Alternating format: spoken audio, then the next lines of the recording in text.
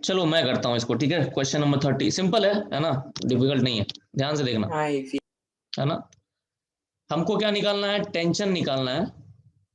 Pulley and the string are light and all surfaces are frictionless, ठीक है, वो तो जनरल असम्पशन है हमारा।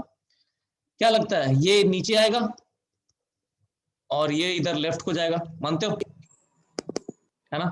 हाँ। अच्छा लेटस से ये x नीचे आता है, ठीक है, तो ये भी x से आगे जाएगा क्या, मानते हो इस चीज को, क्योंकि टोटल लेंथ ऑफ स्ट्रिंग जो है वो हाँ कांस्टेंट, हाँ जितना इधर हाँ से बढ़ेगा ये लेंथ उतना ही इस तरफ से कम होगा, ये वाला, नहीं है कि नहीं। हाँ हाँ तो मतलब ये बोल सकता हूं मैं कि दोनों का एक्सेलरेशन भी सेम होगा, हाँ है कि नहीं। सेम। हाँ तो मान लेते हैं 1 kg वाला जो है, जो हैंग कर रहा है, उसका एक्सेलरेशन है a और इसका भी एक्सेलरेशन a होगा। अब फ्री बॉडी डायग्राम बनाओ इसका, ये क्या आएगा 10, ये क्या आएगा t, ठीक है। ठीक। नेट फोर्स किधर है, ऊपर की नीचे, नेट फोर्स नीचे। नीचे। तो 10 माइनस टी, नेट फोर्स कितने के बराबर होना चाहिए, मास इंटू एक्सेलरेशन 1 इंटू ए। तो ये इक्वेशन नंबर हाँ 1 हो गया, ठीक है, कोई दिक्कत। वन। हाँ अब नहीं। इसका फ्री बॉडी डायग्राम बनाते हैं। इस पे आ गया इसका वेट 10 न्यूटन, जो सरफेस है उससे लग रहा होगा नॉर्मल एन, और एक टेंशन लग रहा होगा टी, क्यों, बराबर हाँ हाँ है ना। तो हम्म अब इसका एक्सेलरेशन है वो किस डायरेक्शन में है, हॉरिजॉन्टल में, एक्स डायरेक्शन में। हाँ इस डायरेक्शन को मैं एक्स लिख लेता हूं, ठीक है, चलेगा। हाँ तो एक्स डायरेक्शन में, है ना, अब दो डायमेंशंस की बात आ गई यहाँ पे, एक्स और वाई, है ना।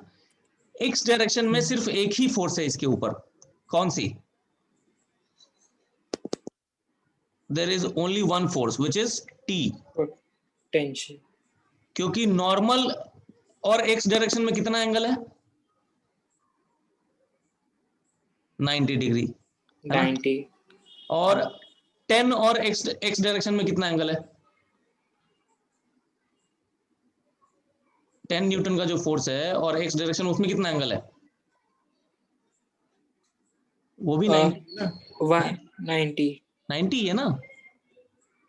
तो 90 डिग्री अगर एंगल होता है किसी भी फोर्स का किसी भी डायरेक्शन से, तो उसका कंपोनेंट क्या आ जाएगा उधर, जीरो, नहीं। 0।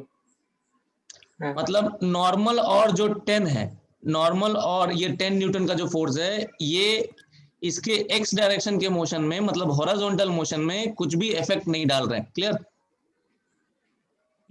बोलो। यानी कि हमारा हाँ कंक्लूजन क्या निकला कि एक्स डायरेक्शन में हम बेसिकली ये लगा रहे हैं न्यूटन का second law, F X is equal to mass into acceleration in the X direction. समझ में आई बात। हाँ समझा। एफ एक्स का मतलब net force in x, x का हम्म मतलब नेट एक्सिलरेशन इन एक्स, नेक्स्ट। ठीक है, नेट एक्सिलरेशन इन एक्स।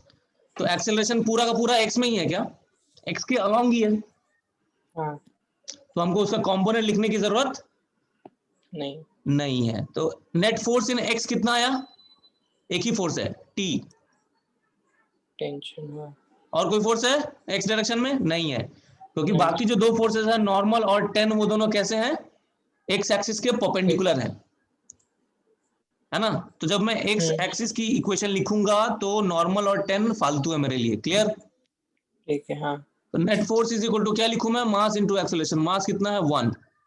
एक्सेलरेशन एक्स डायरेक्शन में कितना एक्सेलरेशन है ए, आई 8। बात समझ में आई बात, ए, हाँ 1 इंटू ए ऐसा लिखूंगा, क्लियर।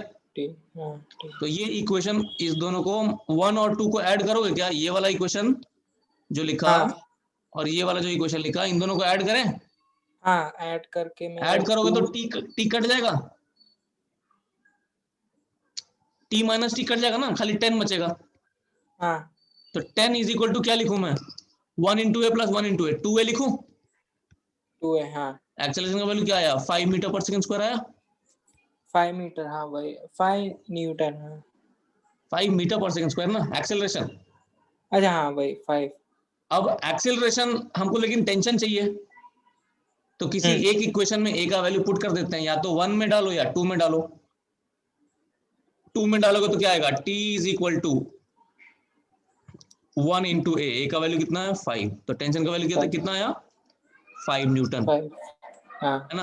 आई बात समझ। हाँ हाँ समझ मतलब कहने का मतलब ये है, अगर तुम g का वैल्यू 9.8 लोगे तो वो 4.9 आएगा, है ना।